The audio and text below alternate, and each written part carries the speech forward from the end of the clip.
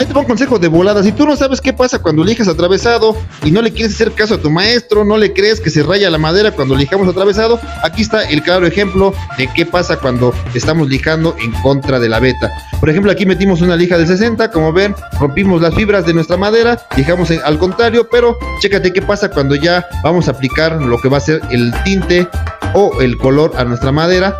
Chécate lo que pasa, inmediatamente se notan esas rayas, esas marcas que hicimos con nuestra lija al drede, a propósito, con fines científicos.